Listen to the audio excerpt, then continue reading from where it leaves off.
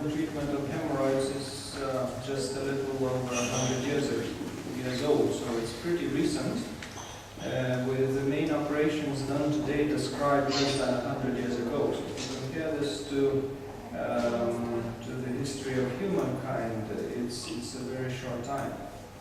But I think we made a good progress. So the Whitehead operation, that has been the first operation described for hemorrhoids, is a good procedure. It definitely cures hemorrhoids, but the problem is that it creates other troubles that in inexperienced hands are very difficult to manage. That is why the operation has, in most centers, have come out of favor, and it's not been used elsewhere. Although there are centers which still present large series of these patients. The mainstay of hemorrhoidal treatment is excisional hemorrhoidectomy. You can do it open, where you would leave the wounds after excisional hemorrhoids, like Morgan and Jones described in 1937, and this is more popular technique in Europe. Or you can close the wounds, which was a little bit earlier described in the States, and you can close the wounds. And is there any difference between these two techniques? So several trials, probably more since more now, and they report different results. Some say that open is a little bit better, the others say that closed is a little bit better, but overall open and closed hemorrhoidectomies are actually the same. We looked at our own experience. We had almost 300 patients undergoing closed hemorrhoidectomy. We sent a postal questionnaire to them, and we interviewed 63% of our patients, and we had only 2.3% of recurrence after hemorrhoidectomy. Recurrence being described as a repeated operation for hemorrhoids, but it is unfortunately very painful. 90% of patients reported feeling pain. It's interesting that there were 10% of patients who did not experience pain after excisional hemorrhoidectomy, which is a surprise to me. And usually, the pain will last up to 4 weeks and more than a month in 25% of patients, and the wounds heal usually in about 6 weeks, or in a few patients a little bit longer.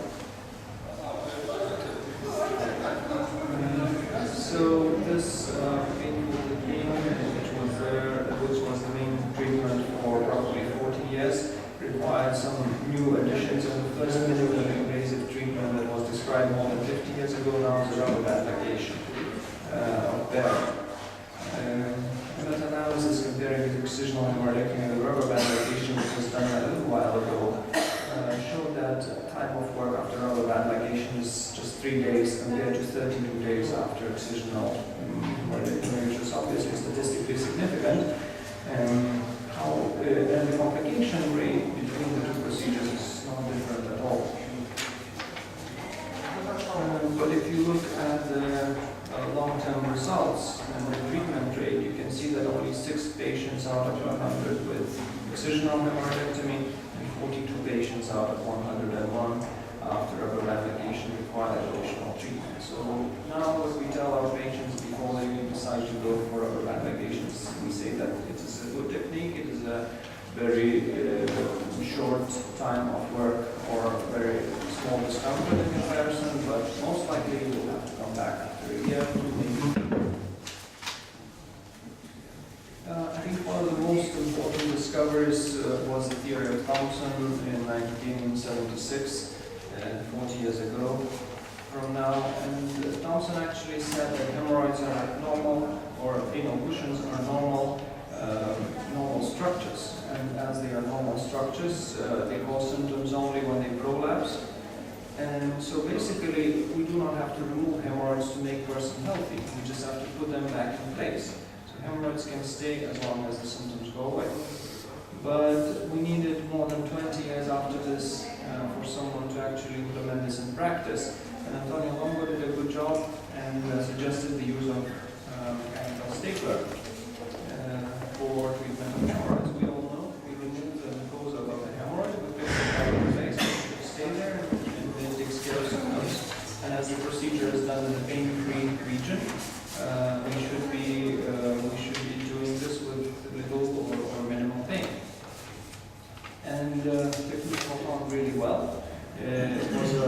astonishing success worldwide.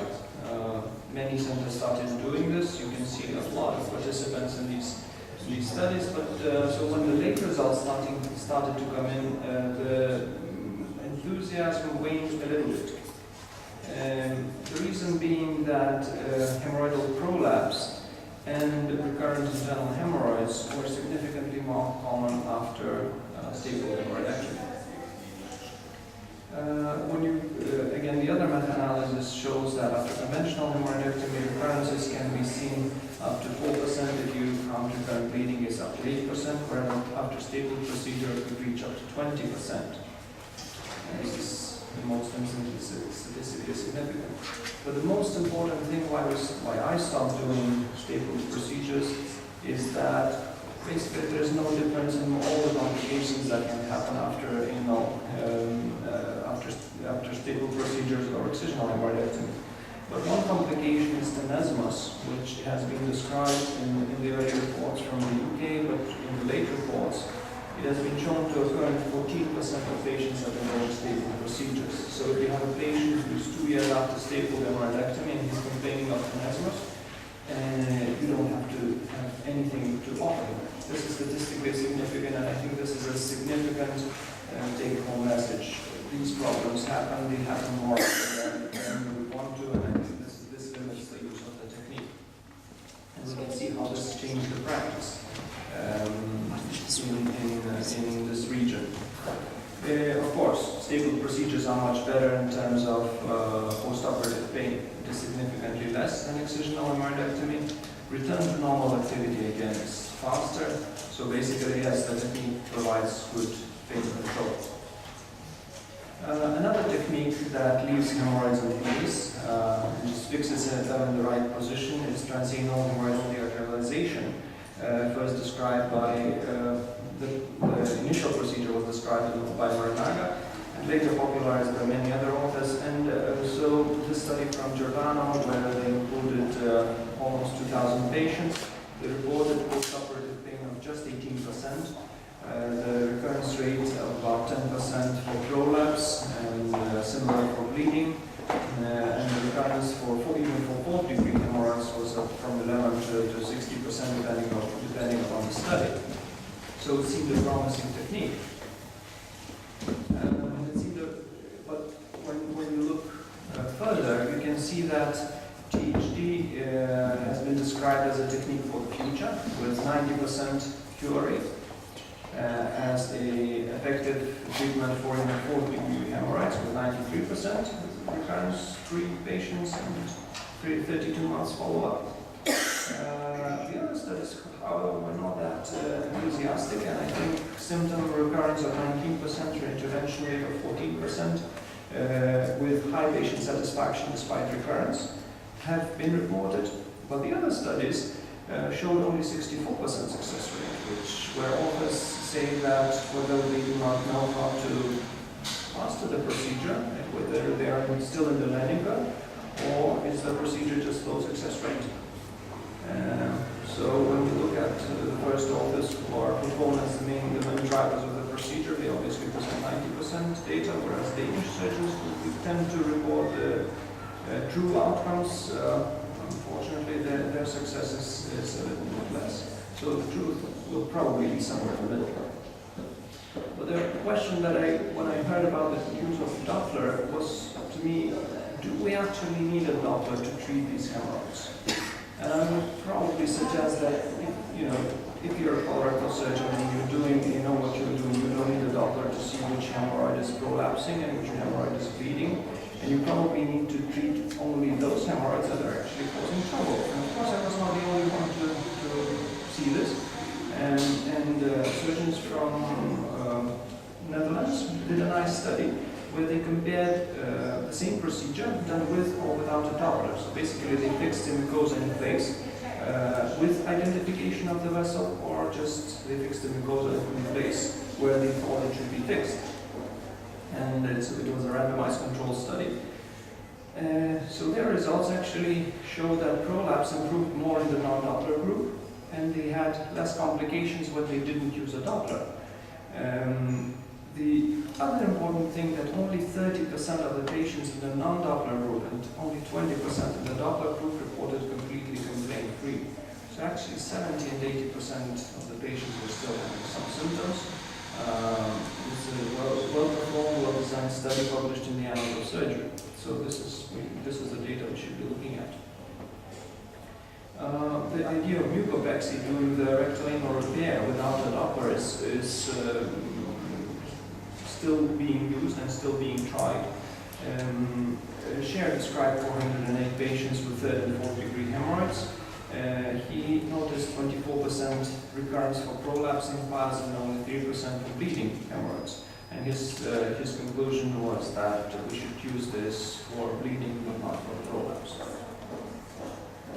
So when we see all those different treatment options, we can see that some of them have their benefits and some have their minuses. So for example, excisional procedure is very effective. It is not very expensive, but it is very painful. Ligature, which is a variant of the excisional procedure, is as effective, maybe a little bit less painful, but it still is very expensive.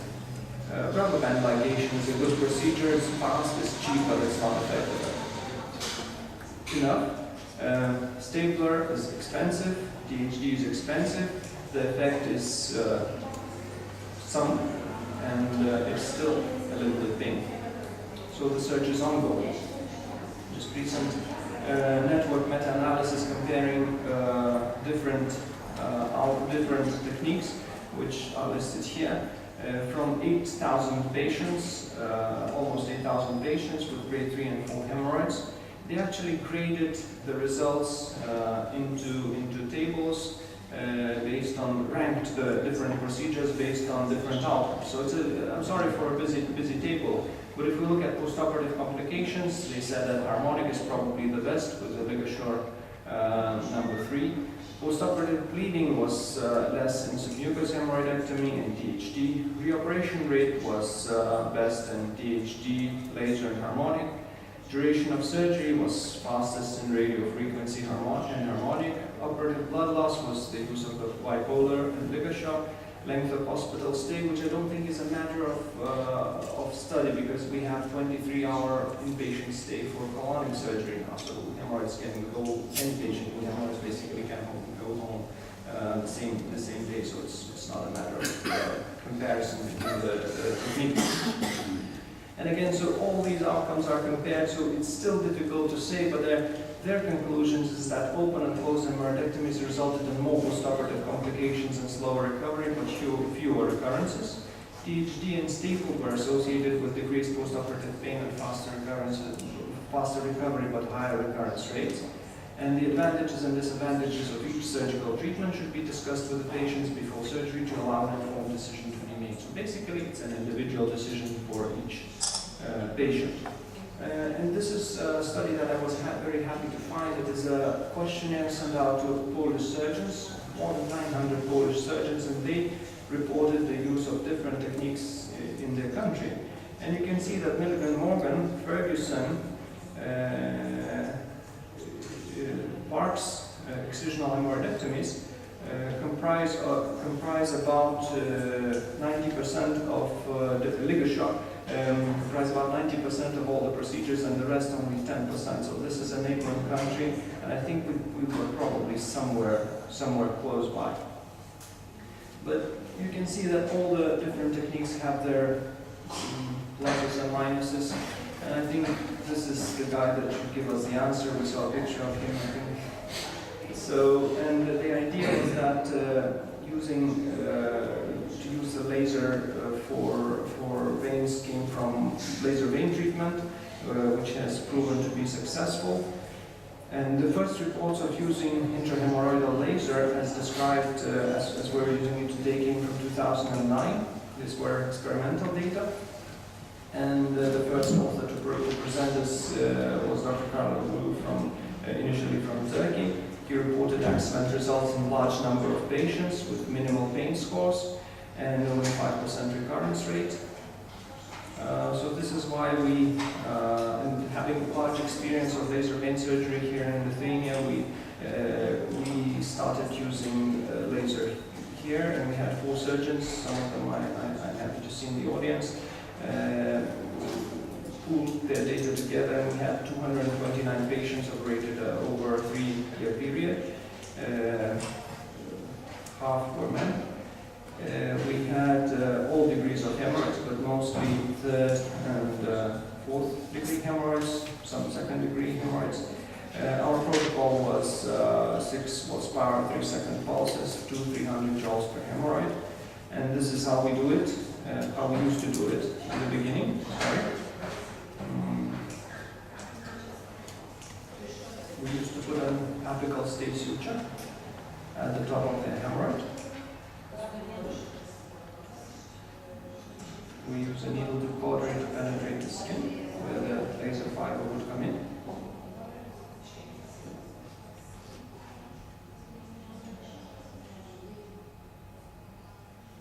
We introduce the laser fiber up to the level of the stitch.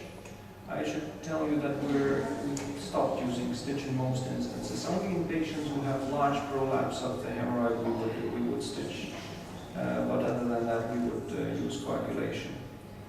And we actually are running a study with BioLitech and with laser procedure for hemorrhoids comparing to Milligan Morgan and hemorrhoidopexy. And we don't use fixing stitch in the study. So we think it adds to the patient discomfort and probably does not add much in terms of effectiveness.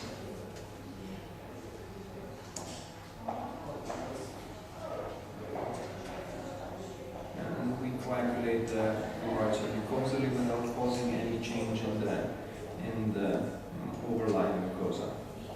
So this is the preoperative and postoperative view of hemorrhoids.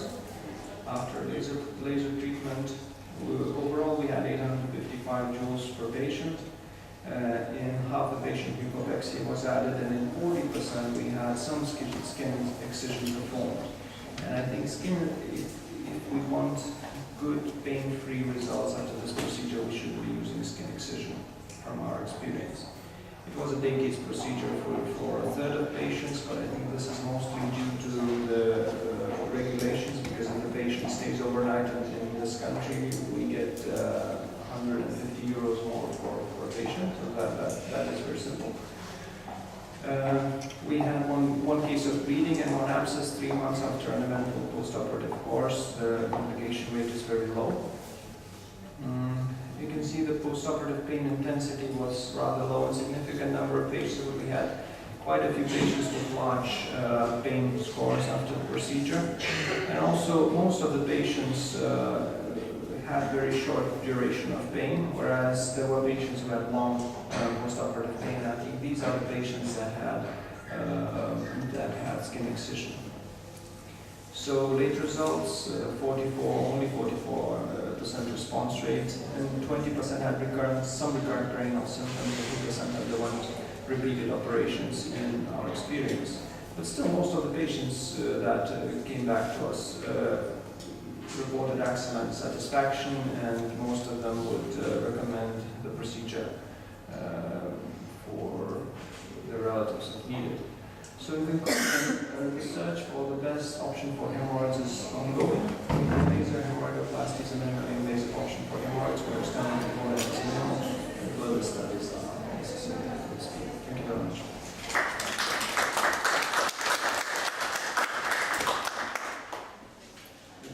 Any questions from the audience?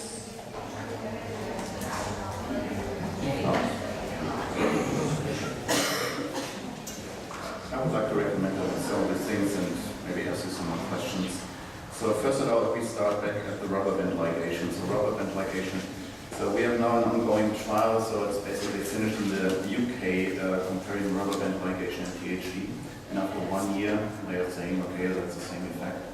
And of course, rubber band ligation the cost effectiveness is better doing the rubber bands. So they are saying PhD has no use anymore.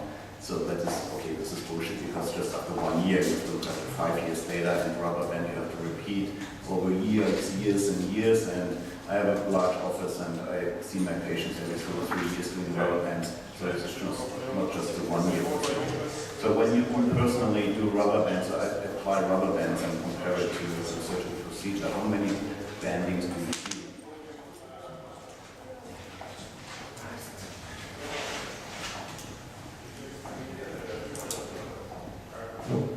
do 2, maybe 3 if possible, of course, depending upon the patient discomfort.